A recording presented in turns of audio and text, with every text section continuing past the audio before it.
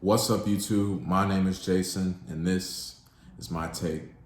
And I'm back with another video, and today we're going to be reviewing the new Nija album, Don't Say I Didn't Warn You.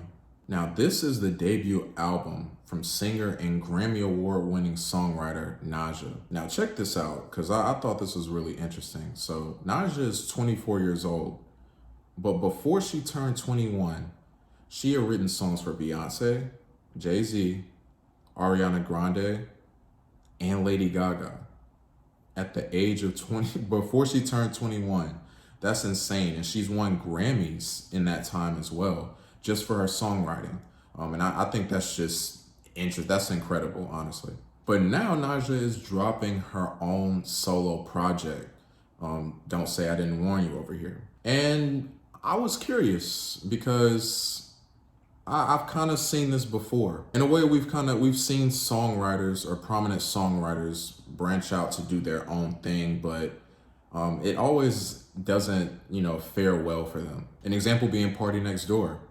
I think his best project was his first one, his first Party Next Door. PND2 was cool, but as he rose as a songwriter, the dude wrote work for Rihanna, and as he was rising in that, his solo material after that just was anything but memorable. So boring and just not good, and it was disappointing. Even at Esther Dean as well, a strong songwriter, and that's what she's mainly known for, but she has a catalog, and I can't remember if it was late 2000s or early 2010s, but she had a huge hit with Chris Brown. It was huge, but when we talk about her, we talk about her songwriting and not her catalog. And so going into this Nija project, I was curious as to what I was going to hear, because given the people that she's written for and given how she's rose in that lane, would she be able to deliver on her own? And listen, I don't know what the future holds for Nija as a solo artist, but on this project right here, she delivered a very solid piece of work. I enjoyed this thing. On this project, Nija is speaking on love, toxic relationships, the usual. But her vocal delivery, her songwriting over this production made for a nice experience and an enjoyable listen. And speaking on that songwriting, it's strong here like it is with the songs that she writes for other people, which I enjoy because it seems like, she saves some of these good lyrics for herself rather than giving them away. And I appreciate her selfishness in that. So let's just dive into some highlights. We have a great start to this album with the song Wicked. I love the guitar-driven melody that's then assisted by some trap drums. And on this song, Nija's just basically saying, I wish that I saw this coming. I wish that I knew the type of person you were from the jump. Because sometimes in relationships, we can miss these things because we're so caught up in it, being in the honeymoon phase or just, being so enamored by a person that we miss signs that we should have saw. The track following is probably my favorite track in My Feelings. And on this song, Nija is battling those feelings post-breakup of not being over an ex and still having those feelings and still being in her feelings, but she'll never let anyone know that, especially not the ex. They will never know. The song Finesse is also a highlight, and it addresses that classic phrase that we hear when it comes to breakups or on and off relationships. And it's that you always reach out to me when I've moved on or if I'm with someone else. And that's what Nija has experienced.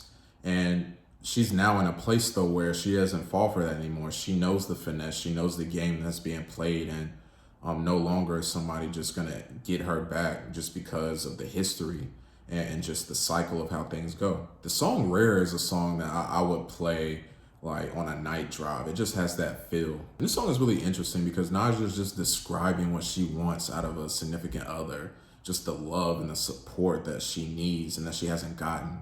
And it's really unfortunate to hear because when you look at the lyrics and you see what she's describing, it's just so simple. It's the bare minimum, to be honest, but so many people can't even do the bare minimum in a relationship to sustain it and to build. I love the very 808s on the song Ease My Mind, Come Over. And on this song, Nija just wants to be taken care of when she's home, have pressure take off of her and just be satisfied. Being a Grammy award-winning songwriter, who's so busy. Like, you have these long days, and it's just nice to come home and have someone ease your mind. The song You Don't Love Her was also a standout for me. You can't help but like move a little bit to this song also. I love the production on this one. And in a way, this is like an altered version of the song Finesse that I mentioned earlier, where Nija is speaking on her ex reaching out once again and trying to get her back. But this time, he has a girlfriend himself. He's with another person.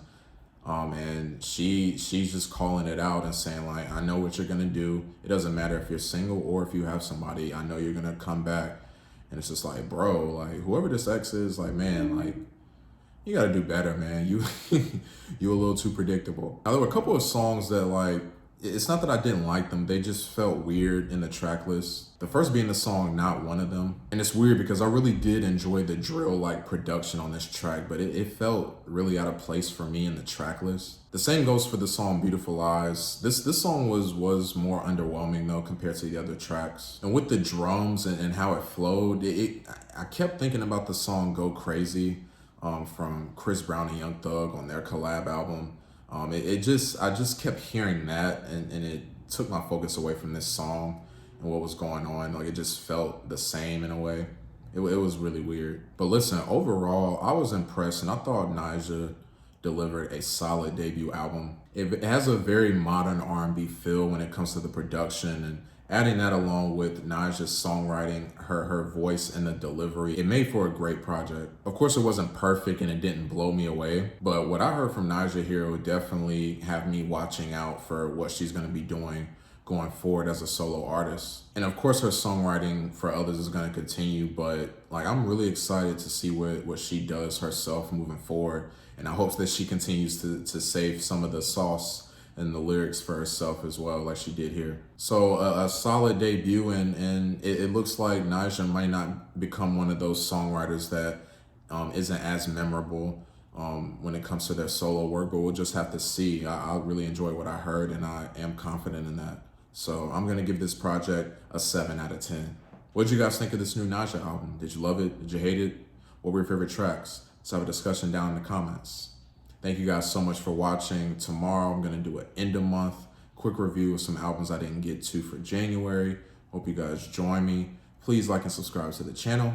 I'm Jason. This has been my take, and I'll see you guys next time.